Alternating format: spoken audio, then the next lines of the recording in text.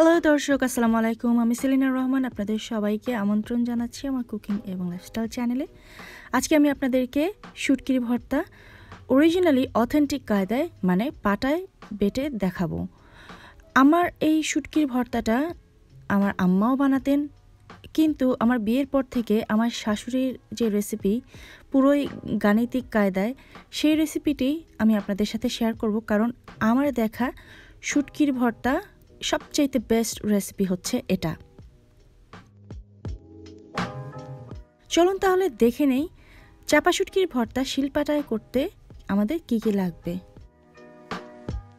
যেই কারণে গাণিতিক কায়দায় বলেছি সেটিও আপনাদের কাছে এখন ক্লিয়ার হয়ে যাবে। শুটকি আমি ধুয়ে নিয়েছি 10টি চাপা শুটকি। কিভাবে পরিষ্কার করতে হয় সেটির ভিডিও আছে, ডেসক্রিপশন বক্সে লিঙ্ক দেওয়া থাকবে। শুকনো মরিচ আমি নিয়েছি এক্স্যাক্টলি 20টি, মানে 10টা শুটকির জন্য 20টা শুকনো মরিচ। এক একটা শুটকির জন্য 2টো করে শুকনো মরিচ, এইভাবে আমার শাশুড়ি নিয়ে থাকেন। এবং 2টো শুটকির জন্য একটা রসুন, তার মানে 10টা শুটকির জন্য 5 কোষ রসুন। লবণ তো অবশ্যই লাগবে, সেই সাথে লাগবে কয়েক ফোঁটা রান্নার তেল। আরও যা লাগবে, পেঁয়াজ আমি পুরো 1 কাপের মতো, আমেরিকাতে যে বড় পেঁয়াজ পাওয়া যায় সেটির একটা মোটা করে একটু স্লাইস করে কেটে নিয়েছি। আরও লাগবে হচ্ছে আমার গ্রাইন্ডার এবং শিলপাটা তো চাই ভর্তা বানাতে।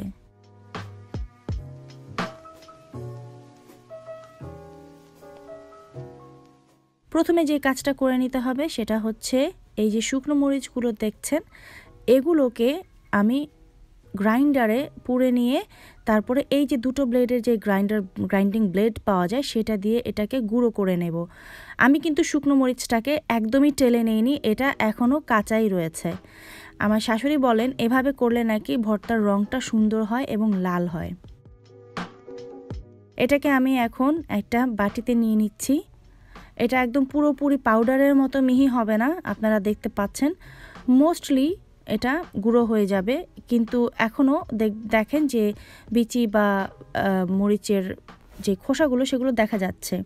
এখন আমি 2-3 টেবিল চামচের মতো পানি দিয়ে এটাকে একটু মাখিয়ে নিচ্ছি। এটাকে একদম বেশি পাতলা করে পেস্ট করবেন না, একটু হালকা করে পেস্ট করবেন। অপরদিকে আমি যে শুটকিগুলো সেগুলো তেল 2-3 ফোঁটা তেল এবং একটু পানি দিয়ে সেদ্ধ করতে দিয়ে দিয়েছি, এবং সেটা সেদ্ধ করে এরকম একটু ভাজা ভাজা হয়ে যাবে। পুরোটা আমি টেকনিক্যাল ডিফিকাল্টিসের কারণে ভিডিও করতে পারিনি, বাট এটার এই যে ফাইনাল টেক্সচারটা এরকম হবে। আপনারা এটাকে ঢেকে হোক বা যেভাবেই হোক এটাকে এরকম সেদ্ধ করে নিতে হবে। ভেঙে গেলে কোনো অসুবিধে নেই, কারণ আলটিমেটলি আমরা এটাকে ভর্তাই করব এবং পাটায় বেটে নেব। শুরু হয়ে গেল এখন শিলপাটার যেই ট্যালেন্ট সেটা দেখানোর জন্যে। প্রথমেই যেই মরিচ এবং পানির পেস্টটা তৈরি করেছি সেটাকে বেটে নেব। এখন অনেকের প্রশ্ন থাকে যে পানি না দিয়ে বাটার সময় পানি দিলে হবে কি না। অবশ্যই হবে। সেক্ষেত্রে হয় কি যে গুঁড়োগুলো এদিকে ওইদিকে ছড়িয়ে যায়। মরিচ বাটার সাথে একটু লবণ দিয়ে দিলাম।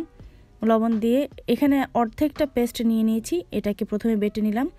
এরপরে আমি যে রসুনের কোষগুলো আছে 5টা, সেগুলোকে মাঝখান থেকে 2 টুকরো ফালি করে এর মধ্যে দিয়ে বেটে নেব।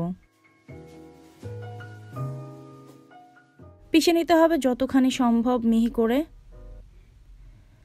একদম যদি খুব 100% মিহি নাও করতে পারেন চলবে, তবে যতটুকু সম্ভব এটাকে মিহি করতে হবে।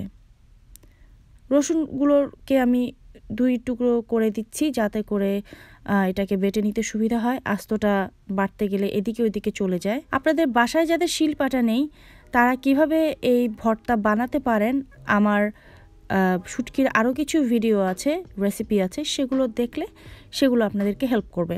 বাকি মরিচটাকে এভাবে আবার সেম টেক্সচারে এটাকে পিষে নিলাম। আমি একটা কাটলারি নাইফ ব্যবহার করছি এই মশলাগুলোকে পাটায় ম্যানেজ করার জন্যে। এখন সেই ভেজে রাখা শুটকি এর মধ্যে দিয়ে দিলাম। সামান্য একটু লবণ ছিটিয়ে দিলাম আবার শুটকিতে, লবণের স্বাদটাকে ব্যালেন্স করার জন্যে।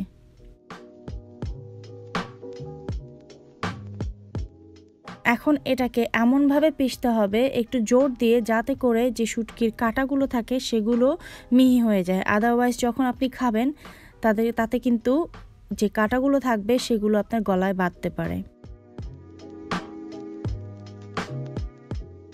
শুটকিটা যখন পেশা শেষ হয়ে যাবে এটাকে আরেকবার সামনের দিকে নিয়ে এসে এটাকে দ্বিতীয়বারের মতো একবার পিষে নিতে হবে। দ্বিতীয়বার যখন পিষে নেব তখন এটাকে একদম সেই প্রথমবারের মতো জোর দিয়ে বা ভালো করে মিহি করার জন্য না পিষলেও চলবে। মূলত এখনকার ইন্টেনশন হচ্ছে এই সবগুলো মরিচ, রসুন এবং শুটকি যেন একসাথে ভালো করে মিশে যায়।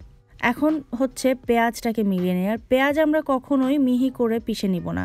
পেঁয়াজটাকে মূলত একটু থেতলে থেতলে নিয়ে যেন আধা ভাঙা এবং একটু রসটা বেরিয়ে যায়, সেরকম কায়দায় যেমনটি আপনারা দেখতে পাচ্ছেন ঠিক এরকমভাবে শুটকির সাথে মিলিয়ে দিতে হবে।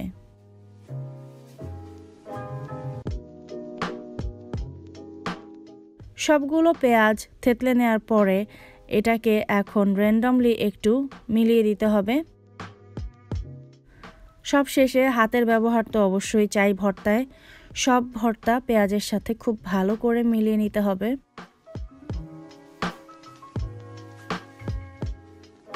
শুটকি, রসুন, মরিচ এবং পেঁয়াজ যেন খুব ভালো করে মিশে যায়। মেশানো হয়ে গেলে এগুলোকে আমি একটা বাটিতে তুলে নেব। সবগুলো ভর্তা কিন্তু আমি তুলে নিচ্ছি না, কিছুটা আমি পাটায় রেখে দিচ্ছি।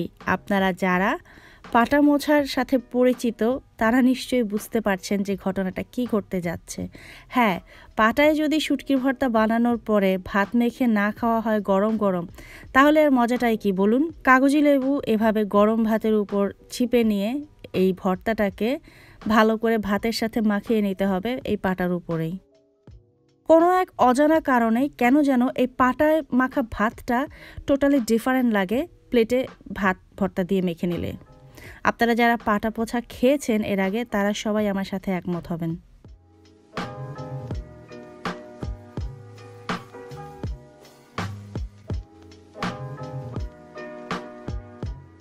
কি দিলাম তো আপনাদের লোভ লাগিয়ে, তাই না? চলবে নাকি এক লোকমা?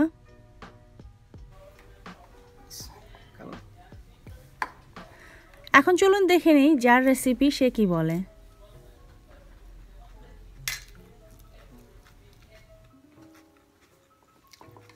ঠিক আছে আম্মা? খুব মজা হয়েছে, খুব মজা। শুটকির ভর্তা এত মজা, খুব মজা, সত্যি কথা খুব মজা হয়েছে।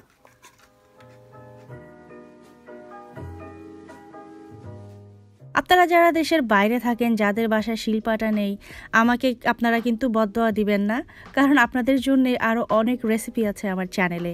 আর যাদের কাছে শিলপাটা আছে বা যারা দেশে থাকেন তারা কিন্তু এই রেসিপিটি এইভাবে অবশ্যই চেষ্টা করে দেখবেন বাসায়, ভালো লাগবে। এবং যারা এভাবে কখনো বানিয়ে খেয়ে দেখেননি তারা নিজেরাই এই ডিফারেন্সটা বুঝতে পারবেন।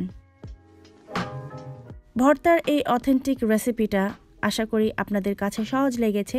সহজ লাগলেই আমার সার্থকতা, কারণ রান্না তো সহজই হওয়া উচিত, তাই না? ভালো লেগে থাকলে একটি লাইক এবং কোনো প্রশ্ন থাকলে কমেন্ট, আর আমার চ্যানেল সাবস্ক্রাইব করতে কিন্তু ভুলে যাবেন না। আপনাদের ফ্রেন্ডস অ্যান্ড ফ্যামিলিকে এনকারেজ করুন আমার চ্যানেল সাবস্ক্রাইব করার জন্যে। খুব শীঘ্রই হাজির হয়ে যাব আবারও নতুন কোনো রান্নার রেসিপি নিয়ে। সেই পর্যন্ত আপনারা সবাই ভালো থাকবেন, সুস্থ থাকবেন, আমার জন্য দোয়া করবেন। And keep watching Selina Rahman. আল্লাহ হাফেজ।